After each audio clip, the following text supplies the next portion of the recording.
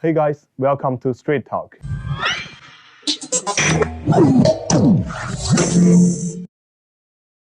Today I'll be joined by Victor Gao. He is the Vice Chairman of Center for China and Globalization, professor at Suzhou University, and a veteran diplomat. Hello, Mr. Gao. Thanks for joining our show. I know since the Russia-Ukraine crisis broke out, you have taken many interviews to state and clarify China's position on this issue. It seems like China, despite not being directly involved in this conflict, have been put under the spotlight by Western media outlets. Why do you think they are doing this? There are several points. One is that China is a big country. China is a country with big impact, and its influence stretches out to all corners of life. And in the war in Ukraine, China has very strong, close strategic relations with Russia on the one hand, but China has also very good, friendly relations with Ukraine. Therefore, I think China, while with no vested interest in this war itself, does have a big vested interest in promoting peace in Ukraine. And we do not want to see the war or military operations being continued again and again, because we truly believe and we really worry that if any misstep is taken in the wrong direction, then the war, which is traumatizing in itself, may get out of control and devolve into a nuclear conflict, which will be a holocaust for mankind as a whole. So I think China, given its size, impact, and impartiality, and good relations with Russia as well as with Ukraine, and its status as one of the 5 permanent member states of the United Nations Security Council, will be a very influential party if it is engaged in mediation. However, if you dig deeper, you will see it is actually a war between Russia on the one hand and Ukraine and whoever that's behind it, the United States or NATO member states, etc. So eventually, I think diplomacy and negotiation will need to bring all these parties together so that they will consent to some big country playing the role of a mediator, and also try to bring the war to an end and restore peace with the aim of minimizing civilian loss of life in Ukraine. This is of paramount importance and urgency right now. You said the fundamental cause for this crisis was because a potential admission for Ukraine to NATO, and that had made Russia feel their security being threatened. Why do you think the NATO keeps expanding over the past few years, despite Russia's opposition was very clear? Well, indeed, the whole situation involving Ukraine is very complicated. NATO was created in the Cold War, as a defense organization against the former Soviet Union. And it has already served its historical purpose. And then since 1991, the US government or the presidents of the United States have confided to Russia on many occasions that they would not support the continued expansion of NATO into the east, closer to Russia. So this is well documented.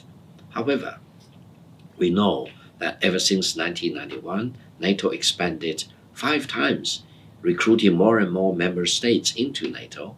And eventually, for example, from the Russian perspective, they are surrounded by NATO member states, the 3 Baltic states, Poland, as you mentioned, and then Romania, Hungary, quite a few of them.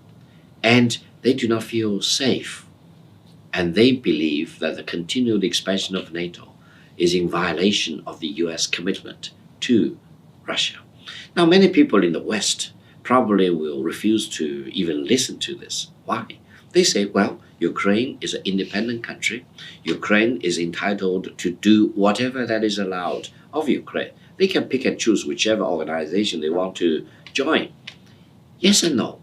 Allow me to remind all of us that back in 1962, when the former Soviet Union, which absolutely was a sovereign country at the time, decided to deploy missiles in Cuba, which was, again, absolutely, undoubtedly a sovereign country, why should the United States and President Kennedy jump out of the seat and strongly and vehemently oppose that?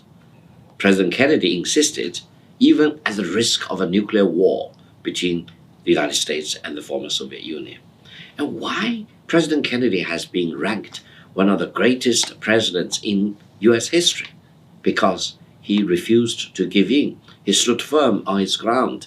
He eventually forced the former Soviet Union to withdraw missiles from Cuba and abandon its plan to deploy missiles in Cuba. So, in a sense, I would say, President Putin of Russia today probably looks at this so-called NATO membership for Ukraine very similarly, if not identically, as what President Kennedy saw the proposed Soviet deployment of missiles in Cuba. So I don't think it will be an act of responsibility for the United States, for any of the NATO member states, for NATO as an organization to completely disregard the warning from Russia on this NATO membership for Ukraine. And I think one of the true reasons giving rise to the military conflict in Ukraine is this NATO membership. We should recall what President Kennedy did to the proposed Soviet deployment of missiles in Cuba in 1962 to use the same kind of analysis to analyze the so-called NATO membership for Ukraine. Looking to the future, how do you think about the global political and economic order after this crisis in Ukraine resolved? There are quite a few countries in the world who claim that the war in Ukraine is the beginning of a new international order. Now, I actually do not agree with that. I think we are still living in the international order created in the dust of the Second World War. China has a big interest of living in this international order, and we want to defend the international order that's still prevailing in the world. What China is opposed to is any country which wants to dictate the terms for the whole world, any country which wants to monopolize power in the world. This is not the true essence of the international order that we are living through. Read the United Nations Charter, read the importance of respecting all countries, big and small, in the world. China wants to see multilateralism centering around the United Nations, with all countries being equal.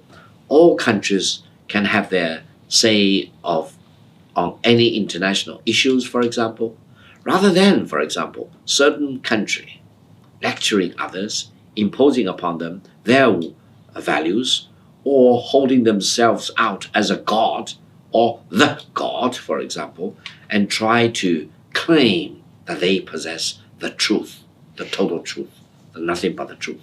No country has a monopoly on truth.